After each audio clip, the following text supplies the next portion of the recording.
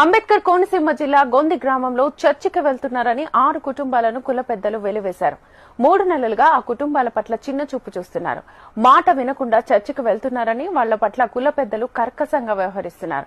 ఆ కుటుంబాలు చర్చికి వెళ్లకూడదని కుల పెద్దలు హెచ్చరించారు. వాళ్లకు ఏ విధమైన సహాయ సహకారాలు అందకూడదని, వాళ్లతో ఎవరూ మాట్లాడకూడదని, వాళ్లతో కలిసి పని చేయకూడదని గ్రామ కుల పెద్దలు ఆంక్షలు విధించారు. 20 సంవత్సరాల నుంచి చర్చికి వెళ్తున్నామని, అకస్మాత్తుగా మమ్మల్ని చర్చికి వెళ్లొద్దని చెప్పడం సమంజసం కాదని ఆవేదన చెందుతున్నారు. మా పట్ల ఆంక్షలు పెట్టి హింసిస్తున్నారని బాధితులు వాపోయారు. పలు రకాలుగా బెదిరింపులకు పాల్పడుతున్నారని, తీవ్ర మనోవేదనతో ఇబ్బందులు పడుతున్నామని బాధితులు చెప్పారు. పలుమార్లు పెద్దల సమక్షంలో సమస్యల్ని పరిష్కరించేందుకు ప్రయత్నించిన కుల పెద్దలు అంగీకరించట్లేదని బాధితులు ఆందోళన చెందుతున్నారు. తమ సమస్యలను పరిష్కరించాలని పోలీసులు, రెవెన్యూ అధికారులను ఆశ్రయించారు. మేమంతా ఎప్పటిలాగే కలిసిమెలిసి ఉండాలని, అందుకు సహకారం అందించాలని కోరుకుంటున్నట్లుగా తెలిపారు.